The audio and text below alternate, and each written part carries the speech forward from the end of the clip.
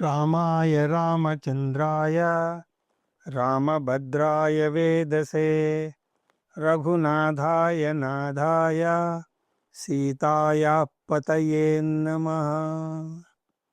దక్షిణే లక్ష్మణో యస్య వామే తు జనకాత్మజా పురతో మారుతిర్యస్య తం వందే రఘునందనం.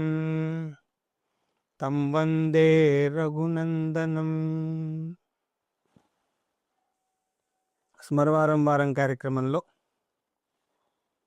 ప్రతి ఏకాదశి నాడు జరుపుకుంటున్నటువంటి నామ రామాయణ సత్సంగానికి మీ అందరికీ స్వాగతం. మనం చూస్తున్నటువంటి నామాలు 19వ నామము సీతార్పితవర మాలిక రామ, 20వ నామం కృతవైవాహిక కౌతుక రామ. సీతార్పిత వరమాలిక రామ అంటే సీతాదేవి చేత అర్పింపబడినటువంటి వరమాలికతో శోభిస్తున్నటువంటి రామచంద్రుణ్ణి నేను స్మరిస్తున్నాను. వాల్మీకి రామాయణం ప్రకారం సీతారాముల యొక్క వివాహం ఏ విధంగా జరిగిందో మనం చూసాం.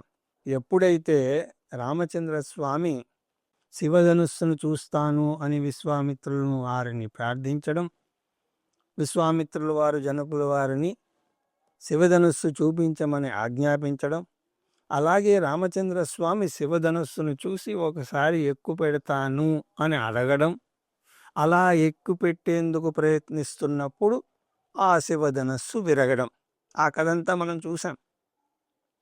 రాముడు శివధనుస్సుని కావాలని విరగొట్టలేదు, అది విరిగిందంతే. ఈ విషయాన్ని చూసినటువంటి జనక మహారాజుకి అత్యంత ఆనందం కలిగింది. కారణం ఏమిటి అంటే రామచంద్రుడిలోని వినయం, రామచంద్రుడిలోని గొప్ప శక్తి, రామచంద్రుడిలోని మర్యాద. ఇలాంటి గుణములు ఉన్నవారిని చూస్తే ఎవరికి ఆనందం కలగదు చెప్పండి.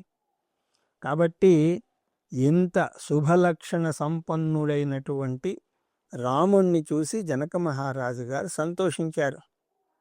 ఆ సంతోషం మరింత ఎక్కువ అవడానికి కారణం, ఏ శివధనుస్సుని ఎక్కువ పెడితే తన కుమార్తె యొక్క వివాహం జరుగుతుందో అది ఈ రోజు జరిగింది. ఆ విధంగా రామచంద్రుడు సీతకు భర్త, తనకు అల్లుడు అవుతున్నందుకు జనక మహారాజుకి మహానందపడుతున్నాడు. ఆ సందర్భంలో జనక మహర్షి విశ్వామిత్రుల వారితో ఈ విధంగా అంటున్నాడు: మమ సత్యా ప్రతిజ్ఞా చ వీర్యశుల్కేతి కౌశికా శ్రీతా ప్రాణైర్బముహుతా దేయా రామాయ మే సుతా. విశ్వామిత్ర మునీంద్ర, నా ప్రతిజ్ఞ సత్యమైనది. వీర్యశుల్కముగా సీతాదేవిని ఇచ్చి వివాహం చేస్తాను అని అన్నాను. కాబట్టి ఇప్పుడు నేను సీతాదేవిని రామచంద్రుల వారికి ఇచ్చి వివాహం జరిపించేందుకు సన్నద్ధుడనై ఉన్నాను. భవతో నుమతే బ్రహ్మన్ శీఘ్రగచ్చంతు మంత్రిణః మమ కౌశిక భద్రంతే అయోధ్యాం త్వరితారథై. హే విశ్వామిత్ర మునీంద్ర, మీరు గనక అనుమతిస్తే నా మంత్రిగణము త్వరగా బయలుదేరి అయోధ్య నగరానికి వెళ్ళి ఆ కార్యక్రమమును సుసంపన్నము చేసే దిశలో ప్రయత్నం సాగిస్తారు. రాజానం పశ్చితైర్వాక్యై ఆనయతుం పురం మమ ప్రధాన వీర్యశుల్కాయ కథయతుం చ సర్వసః. ఓ మంత్రులారా, మీరు త్వరగా అయోధ్య నగరానికి వెళ్ళి అయోధ్యాధీశులైనటువంటి దశరథ మహారాజు గారికి చక్కని వాక్యములతో విషయమును వివరించి విశ్వామిత్రుల వారి సమక్షంలో ఇదంతా జరిగింది అని చెప్పి, శివధనస్సును ఎక్కిపెట్టిన వారికి నా పుత్రికను ఇచ్చి వివాహం చేస్తాను అని ప్రతిజ్ఞ చేసి ఉన్నాను. కాబట్టి ఆ ప్రతిజ్ఞ అనుసారము సీతాదేవిని రామచంద్రుని యొక్క వివాహము పెద్దల అనుమతితో భావన చేయబడింది. కాబట్టి తాము విచ్చేయవలసింది అని అత్యంత గౌరవంగా మమపురం ఆనయితుం, నా రాజ్యానికి తీసుకురండి. ఆ విధంగా విశ్వామిత్రుల వారు ఆజ్ఞని ఇచ్చారు గనక మహారాజు మంత్రులను పంపించడం జరిగింది. వారు తగిన మంగళ ద్రవ్యాలను తీసుకుని అయోధ్యకు వెళ్ళడం జరిగింది. ఇక్కడ మీకు వీలుంటే వాల్మీకి రామాయణంలో ఈ బాలకాండలో 67వ స్వర్గం మొదలు దాన్నంతటినీ కూడా చదవండి. ఒక వివాహ వ్యవహారం నందు ఎటువంటి ఆచారం ఉన్నది అన్నది మొత్తం చెప్పబడింది.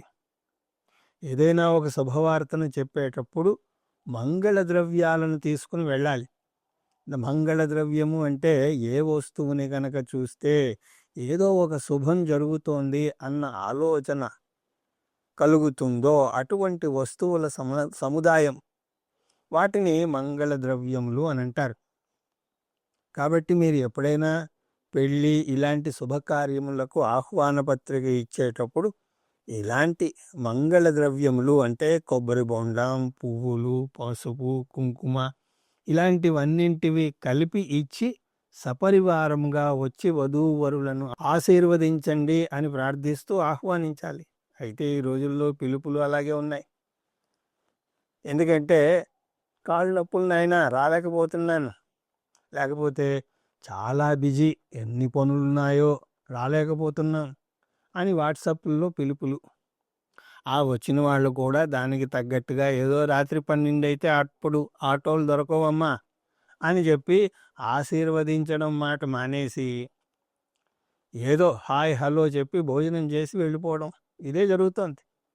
కాబట్టి ఒకవేళ వివాహతంతు ఏ విధంగా ఉండాలి అన్నది అంతా కూడా మీరు తెలుసుకోవాలి అంటే సీతారాముల వారి యొక్క వివాహం చూసి మనం గ్రహించాలి.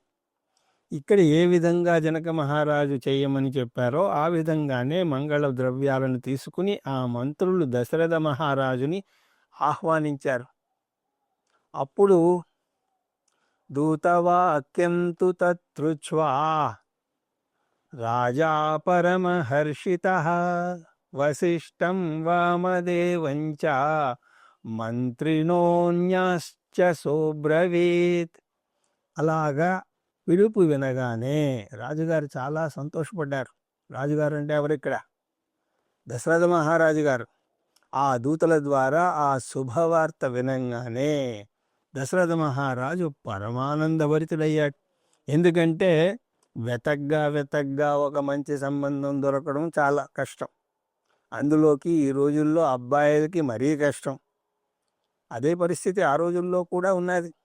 సర్వగుణ సంపన్నుడైనటువంటి వరుడికి వధువు దొరకాలి అంటే ఎంత కష్టం.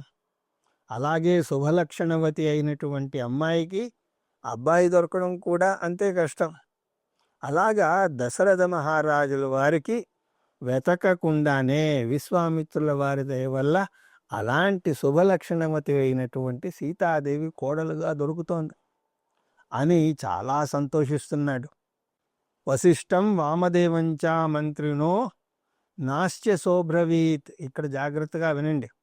సభలో వశిష్ఠుల వారు ఉన్నారు, వామదేవాది ఋషులు ఉన్నారు, అలాగే బహుప్రజ్ఞావంతులైనటువంటి మంత్రులు కూడా ఉన్నారు.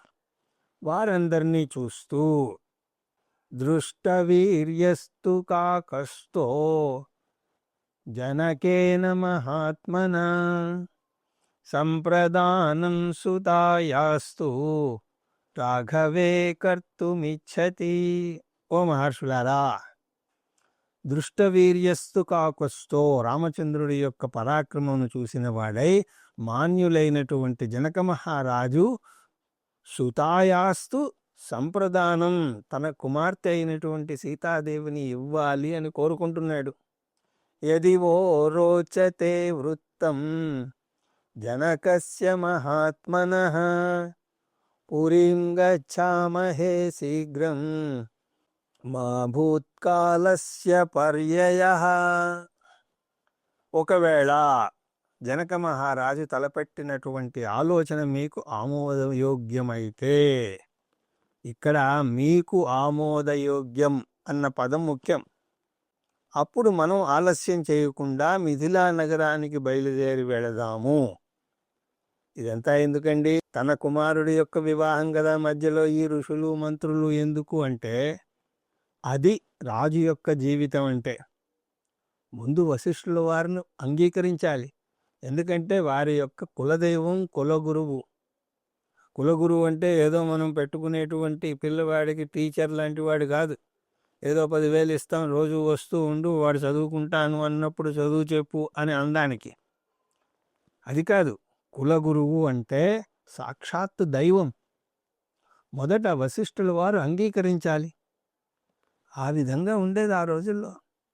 అందుకోసమే శుభలగ్న పత్రికను ముద్రించినప్పుడు ఫలానా ఆచార్యుల వారి ఆమోదముతో అని రాసేవారు. మరి ఈ రోజుల్లో అలా రాస్తున్నారో లేదో తెలీదు.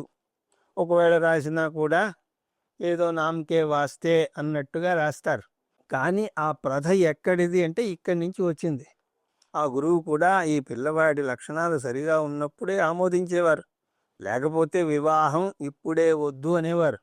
ఎందుకంటే వీడి వల్ల ఇంకొక పిల్ల జీవితం పాడవకూడదు కదా. తల్లిదండ్రులకి పిల్లలు ఎప్పుడూ కూడా మంచివారే. ఏదో చిన్నతనం అండి, పెళ్ళై బాధ్యత మీద పడితే అన్నీ సర్దుకుంటాయి అని వీళ్ళంటూ ఉంటారు. కానీ గురువు ఆ విధంగా ఉండడు. వారు అవునంటే అవును, లేదంటే ఆ పిల్లవాడికి ఆ అవలక్షణాలు గనక ఉంటే అవి పోయి అర్హుడైనప్పుడే వివాహం అని చెప్పేవారు. దానికోసం ఏదైనా మంత్రము ఏదో ఒకటి ఇచ్చి అబ్బాయి అర్హత సాధించేందుకు గురువు ప్రయత్నించేవాడు. కాబట్టి ఆ వివాహ పత్రికలో ఫలానా గురువు గారి ఆమోదంతో అని రాస్తారు. అలాగే గురువు ఆ వచ్చినటువంటి సంబంధం కూడా ఎటువంటిది అని నిర్ణయించేవాడు. మనం ఏదో కళ్ళతోనే చూస్తాం, కానీ మహాత్ములు అనేక కోణాల నుంచి పరిశీలిస్తారు. మన చూపంతా కూడా ప్యాకేజీ బ్యాగేజీ ఇంతవరకునే.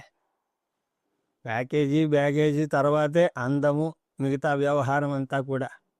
కానీ ఇక్కడ గురువుగారు ఉన్నారు, వారు కూడా వశిష్ఠుల వారు. అందువల్ల మొదటి ప్రస్తావన అన్నది తల్లి దగ్గర కూడా తీసుకురాలేదు, మిగతా వారి దగ్గర తీసుకురాలేదు, వశిష్ఠుల వారితోనే చెప్తున్నారు. ఋషులు మహనీయులు గనక తథాస్తు అని అన్నారో అంతకంటే మంగళకరమైనది ఏం పరిస్థితి ఉంటుంది చెప్పండి. కాబట్టి వారి ఆజ్ఞను ఆశిస్తున్నారు. సరే, బాగానే ఉంది. మరి మంత్రుల పరిస్థితి ఏమిటి? వారిని ఎందుకు అంటే, రాముడు కేవలం దశరథ మహారాజు పుత్రుడే కాదు, రానున్న సమయంలో ఆ కోసల దేశపు రాజు చక్రవర్తి. కాబట్టి ఆ వివాహ కారణంగా ఏదైనా అపశృతి జరిగితే దాని యొక్క ప్రభావం దేశం మొత్తం మీద ఉంటుంది. అంటే రాజు యొక్క జీవితం వ్యక్తిగతంగా చాలా తక్కువ ఉంటుంది. ఏదో 10% ఉంటే 90% సమాజానికే అంకితమై ఉంటుంది. అందువల్ల మంత్రిగణం కూడా ఒప్పుకోవాలి. ఎవరికైతే శత్రురాజ్యంతో సంబంధం ఉన్నదో, ఆ రాజ్యంలో ధర్మనిష్ట లేదో అలాంటి వారితో సంబంధం కలుపుకుంటే ఈ రాజ్యం పరిస్థితి ఏమిటి? కాబట్టి మంత్రులు దానికి అంగీకరించేవారు కాదు. ఇక్కడ మంత్రులు అంటే కేవలం మంత్రులే కాదండి, ఆయా జాతులకు సంబంధించినటువంటి పెద్దవారందరూ కూడా ఉండేవారు. అంటే సమాజంలోని అన్ని వర్గాల రిప్రజెంటేషన్ ఆ సభలో ఉండేది. ఈరోజు ఏదో జాతీయ జనగణన, అట్టడుగు వారికి ప్రాతినిధ్యం అని ఏవో మాటలు మాట్లాడుతున్నారు. కానీ ఇది రాముని వారి కాలం నుంచి ఉన్నది. అలాగ వారందరూ కూడా ఒప్పుకోవాలి. అంటే ఒకసారి ఆలోచించండి, ఆ రోజుల్లోనే ప్రజాస్వామ్య వ్యవస్థ ఏ విధంగా ఉండేదో. ఏదో పైకి రాజులు ఉన్మత్తులు అంటూ ఏవో మాట్లాడతాం, కానీ వారి జీవితం ఎంత కంకణబద్ధమై ఉండేదో ఆలోచించండి. నిజం చెప్పాలి అంటే ఈనాటి ప్రజాస్వామ్యం కంటే అప్పటిది ఇంకా మెరుగైనది. అందుకే ఇప్పటికీ కూడా రామరాజ్యం అనే అంటున్నాం. మంత్రినో బాడమిత్యాహుః సహ సర్వైర్మహర్షిభిః సుప్రీతా సబ్రవీద్ రాజా స్వోయాత్రేతి మంత్రిణః. మహాత్ముడైనటువంటి దశరథ మహారాజు అలాగా విద్వజ్జనులైనటువంటి వారి అభిప్రాయాలను అడిగినప్పుడు, ఆహా, ఎంత శుభవార్త చెప్పారు మహారాజా అని మంత్రులన్నారు, మహర్షులన్నారు. ఇంతకంటే చక్కటి అవకాశం మరొకటి ఉండదు, ఇంతకంటే చక్కటి విశేషం ఇంకొకటి ఉండదు. మీరు వెంటనే ఆ కార్యక్రమాన్ని చేసేందుకు పూనుకోండి అని చెప్పగా సుప్రీత శాబ్రవీద్ రాజా రాజుగారికి చాలా ఆనందం కలిగింది. వాళ్ళందరూ ఏమన్నారు అంటే, స్వయాత్రేతి సమంత్రిణ, రేపు ఉదయమే ప్రయాణంకి సిద్ధమవుదాం అని అన్నారు. అలాగే వారందరూ కూడా మిథిలా నగరానికి వెళ్ళారు. అయోధ్య నుంచి విచ్చేసినటువంటి దశరథ మహారాజు వారి పరివారాన్ని అత్యంత ఆదరంతో జనక మహారాజు వారి పరివారం స్వాగతించింది. రాత్రి విశ్రమించిన తర్వాత ఇక పొద్దున్న ఇరువైపుల యొక్క రాజులు, మంత్రులు, పురోహితులు సభలో ఏకత్రితులయ్యారు. ఆ సభలో మొదట దశరథుల వారి తరఫున వశిష్ఠుల వారు ఇక్ష్వాక వంశ పరిచయాన్ని ఇస్తారు. దీన్ని వంశ పరిశీలనము అని అంటారు. వివాహం చేసే ముందు దీన్ని చూడాలి. వారి యొక్క వంశాన్ని ఎక్కడి దాకా చెప్పగలిగితే అక్కడ దాకా చెప్పాలి. అందుకోసమే మన వాళ్ళు అటు 7 తరాలు ఇటు 7 తరాలు చూడాలి అని అంటారు. లేదు, నేను ఒక్కడనే వచ్చాను, ఒకతిని తీసుకొచ్చాను అంటే ఇంకా కొంపకోలేరే. కాబట్టి వివాహానికి ముందు వంశానుశీలనం చేసేవారు. ఇక వశిష్ఠుల వారైతే రామచంద్రుడి యొక్క వంశం చతుర్ముఖ బ్రహ్మగారి నుంచి మొదలు పెడతారు. అలా బ్రహ్మగారి దగ్గర నుంచి వారి కుమారుడు వీరు, వీరు వారి కుమారుడు వీరు, వారి కుమారుడు వీరు అనుకుంటూ చెప్పుకుంటూ వస్తూ ఈయన రామచంద్రుడు అని అంటారు. కారణం ఏమిటి అంటే ఆ వంశంలో అందరూ మహాత్ములే. అంబరీషుల వారు ఉన్నారు, గంగా నదికి తీసుకువచ్చినటువంటి భగీరథ మహర్షి ఉన్నారు. వీళ్ళందరూ తక్కువవారా? లోకోపకారాన్ని చేసినటువంటి మహాత్ములు, దైవమును మెప్పించినటువంటి మహాత్ములు, లోక కళ్యాణార్థం ప్రాణాలను త్యజించినటువంటి వారు. అలా ఒక పెద్ద వంశ పరిచయం చేయడం వశిష్ఠుల వారు చేశారు. శ్రీ జనకుల వారు తామే తమ యొక్క వంశ పరిచయాన్ని చేశారు. ఇది మా వంశం, ఇది ఈ విధంగా ప్రవర్ధమానమైంది. ప్రస్తుతం నేను నా కనిష్ట సోదరుడైనటువంటి కుశధ్వజుడు ఉన్నాము అని పరిచయం చేశారు. ఆ విధంగా పరిచయం అయిన తర్వాత సీతాం రామాయ భద్రంతే ఊర్మిళా లక్ష్మణాయ చ వీర్యశుల్కాం మమ సుతాం సీతాం సురసుతోపమాం ద్వితీయామూర్మిళాం చైవ త్రిద్దామి న సంశయః దదామి పరమ ప్రీతో వధ్వోతే రఘునందన. ఓ మునిశ్రేష్ఠ విశ్వామిత్ర, మీ సమక్షంలో మునిశ్రేష్ఠుడైనటువంటి వశిష్ఠ మునికి నేను చెప్తున్నాను. సీతాం రామాయ భద్రంతే, రాముడికి సీతను వీర్యశుల్కంగా సమర్పిస్తున్నాను అంటే వారి వివాహం జరిపిద్దాము. అలాగే ఊర్మిళ లక్ష్మణాయచ, నా 2వ కుమార్తె ఉన్నది, నా 2వ కుమార్తెను లక్ష్మణుడికి ఇచ్చి వివాహం చేస్తాను. సీతాదేవి సాక్షాత్తు దేవతలలో శ్రేష్టమైనటువంటి వారిలాగా ప్రకాశిస్తూ ఉంటుంది.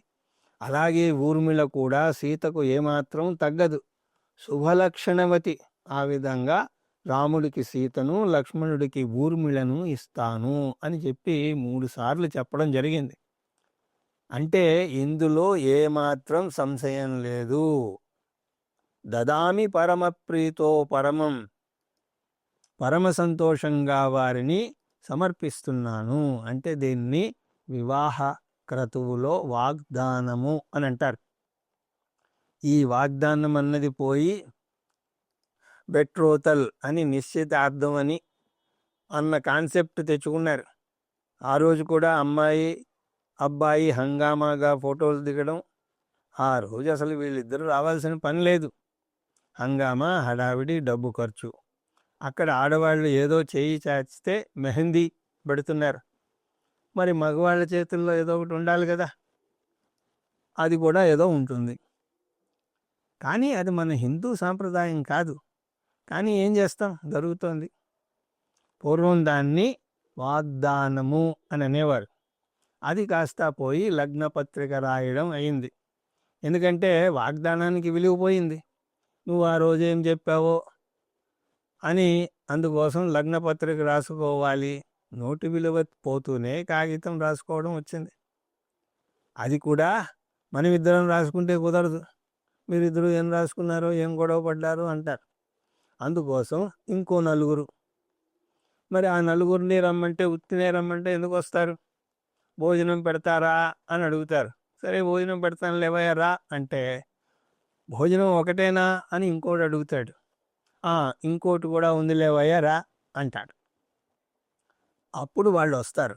కానీ జనకుల వారు 3 సార్లు అన్నారు అంటే అది ఖచ్చితంగా చేసి తీరుతాను అని చెప్పడం. అక్కడి నుంచి ఈ 3 సార్లు చెప్పడం అనేది వచ్చిందేమో అనిపిస్తుంది.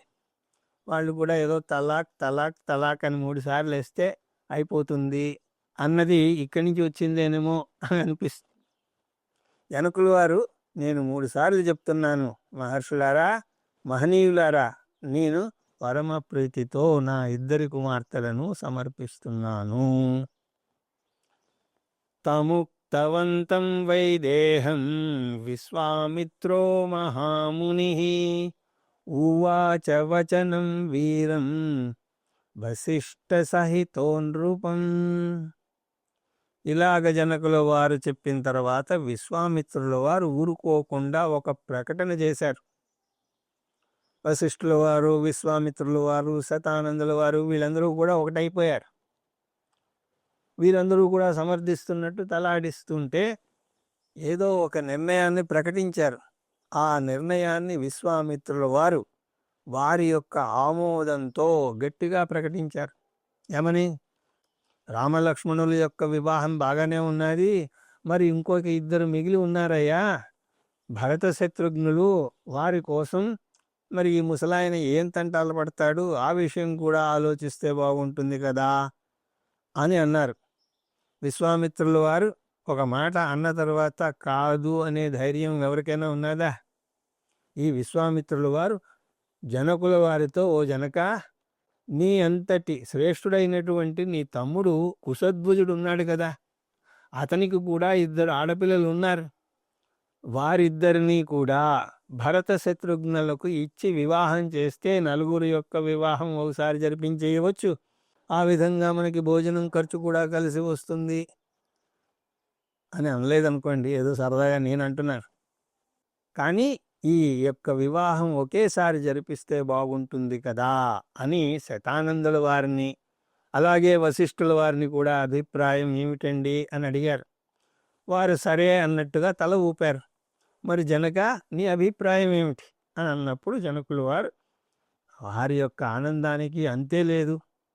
ఏవం భవతు భద్రం వః కుశధ్వజసుతే ఇమే పత్రో భజంతే నహితౌ శత్రుఘ్న భరత ఉభౌ.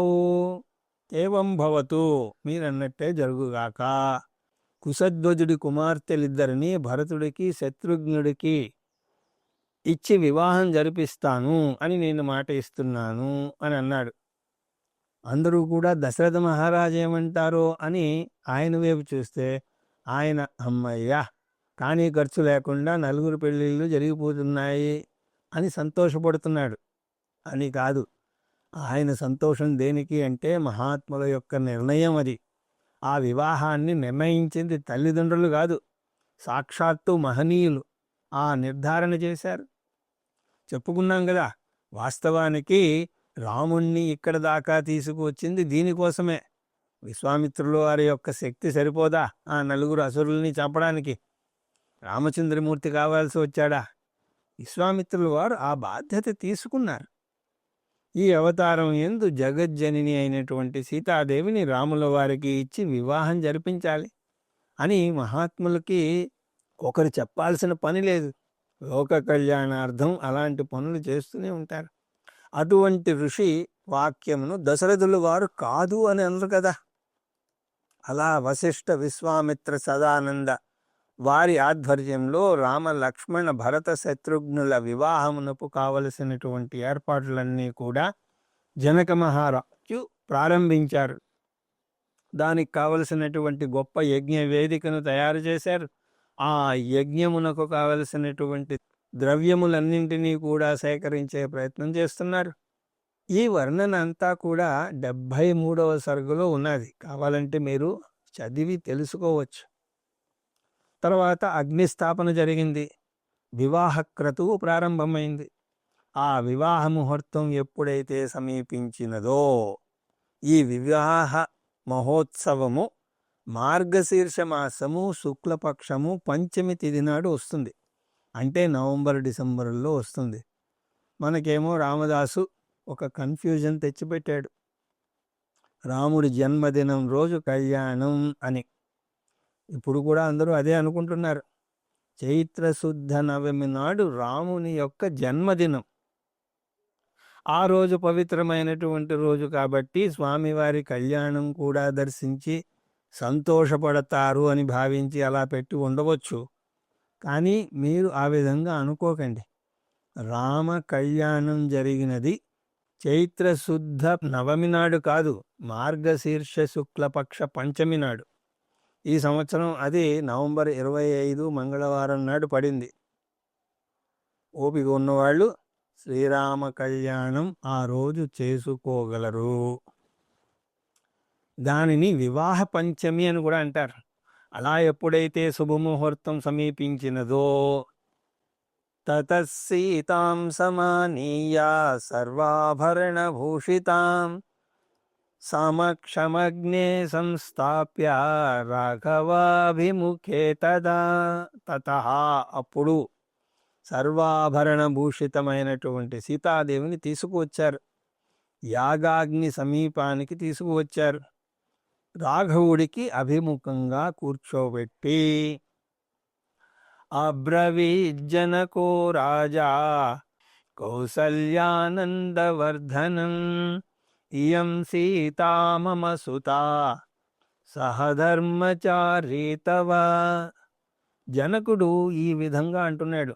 ఎవరితోటి? కౌసల్యానంద వర్ధనం, కౌసల్యాదేవి యొక్క ఆనందాన్ని పెంపొందించినటువంటి శ్రీరాముడితో ఈ విధంగా అంటున్నాడు. ఏమనంటున్నాడు? ఇయం సీతా మమ సుతా. ఇక్కడ కొంతమంది చాలా చమత్కారం చేశారు. ఇంత తతంగం జరుగుతున్నా కూడా రాముడు ఈ విధంగా తలదించుకునే కూర్చున్నట్ట. ఎందుకంటే మహర్షులు పెద్దవారు అందరూ ఉన్నారు. వారి ముందు తలెత్తి కూర్చోకూడదు కదా. కానీ ఈ సమయంలో అలా తల ఎత్తాలే. ఇయం సీతా మమ సుత. కానీ మన పరిస్థితి ఏమిటి అంటే ఎప్పుడు తల ఎత్తుకునే కూర్చుంటామని చెప్పి మధ్యలో తెర పెట్టేస్తారు.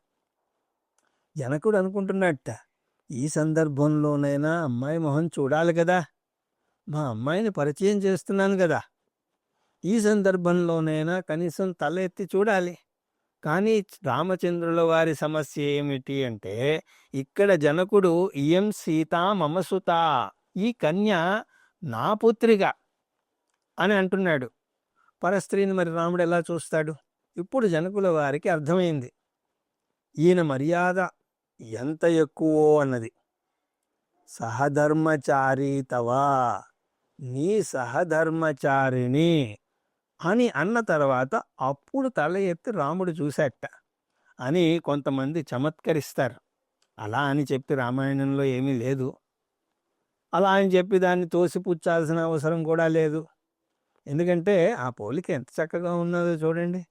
రాముడి యొక్క మర్యాదా పాలన, దివ్య గుణముల దర్శనము మనం ఆస్వాదించవచ్చు కదా. ప్రతిచ్ఛాచైనం భద్రంతే పాణిం గృష్ణీష్వపాణినాం పతివ్రతా మహాభాగా ఛాయేవానుగతా సదా. జనకులు వారే అంటున్నారు, హే రామచంద్ర, నీ చేతితోటి ఈమె చేతిని అందుకో. దీనిని పాణిగ్రహణము అంటారు. వివాహ సంస్కారాల్లో పాణిగ్రహణము అనేది ఉన్నది. పాణిగ్రహణాదులే వైదిక వివాహంలో ఉన్నది. మంగళసూత్ర ధారణ అన్నది కూడా వైదిక వివాహంలో ఎక్కడా కనిపించదు. అవన్నీ కూడా తర్వాత మధ్యలో వచ్చాయి. అయితే వాటి యొక్క ప్రాముఖ్యత వాటికి ఉన్నది. పాణిగ్రహణము అన్నప్పుడు దీన్ని అర్థం. అంతకుముందు ఆమె యొక్క బాధ్యతలు తండ్రి చూసేవాడు, ఇప్పుడు భర్త చూడాలి. అందుకోసమే అతన్ని భర్త అని అన్నారు. భర్త అంటే భరించేవాడు. భరించడము అంటే ఏమిటి? బాధ్యతను స్వీకరించడం. భరణం అంటే అది అర్థం. ఆ బాధ్యత స్వీకరించడం అన్నది ఇక్కడ పాణిగ్రహణం ద్వారా సూచింపబడుతోంది. కాబట్టి రామచంద్ర, ఈమె చేతిని నువ్వు అందుకొనుము. అలాగే ఆమె యొక్క గుణగణాలను చెప్తున్నారు. పతివ్రతలాగా నీడలాగా నీ వెంట సదా ఉంటుంది. ఈ వాక్యం నిజమవునా కాదా? అడవులకు వెళ్ళినా కూడా అమ్మవారు రాముడు వెంటే వెళ్ళారు కదా. ఇత్యుక్త్వా ప్రాక్షిపద్రాజా మంత్రపూతం జలం తథా సాధు సాధ్వీతి దేవానా ఋషీణాం వదత్తాం తథా.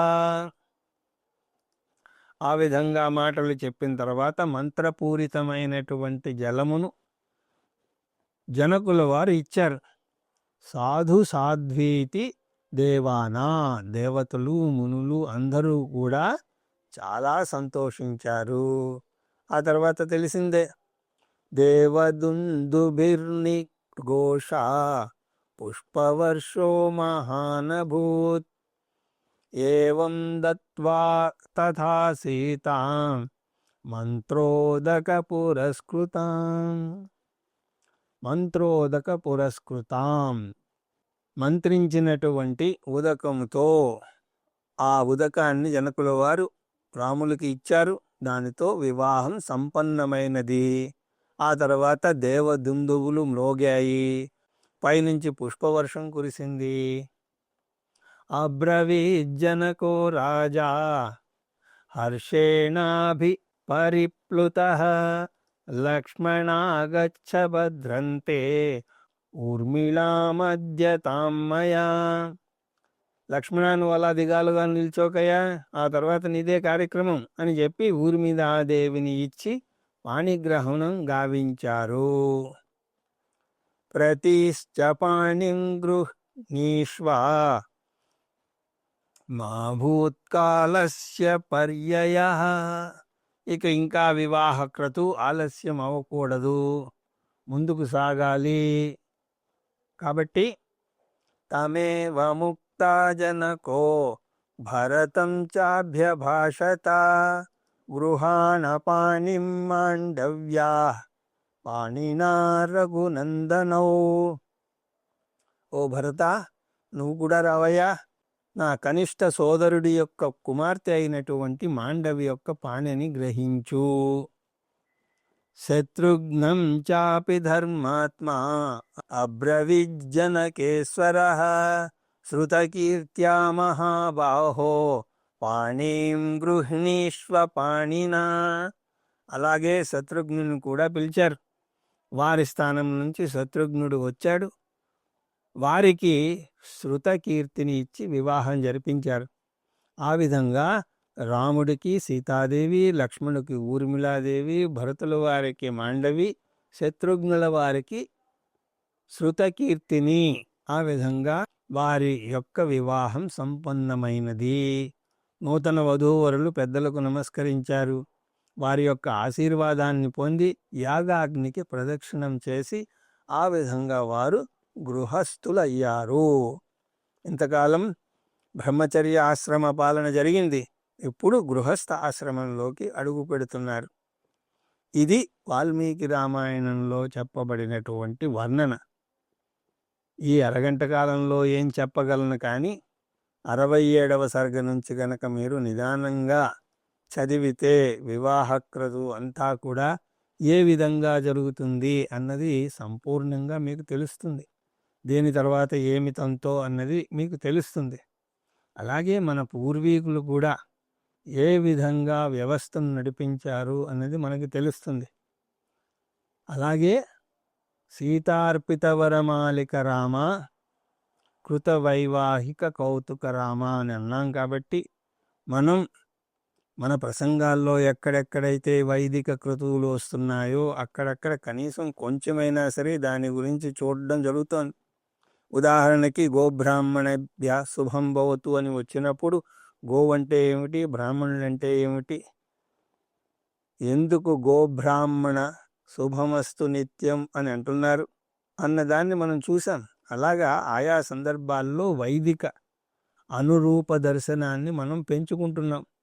ఇక్కడ వివాహం అని వచ్చింది కాబట్టి వచ్చే ఏకాదశి నాడు వివాహ సందర్భంగా వైదిక దర్శనం ఏ విధంగా ఉంటుంది అన్నది కొంచెం చూసే ప్రయత్నం చేద్దాం. వివాహ మహోత్సవము అని అంటున్నాం, కానీ శాస్త్రం దాన్ని వివాహ సంస్కారము అని అంటుంది.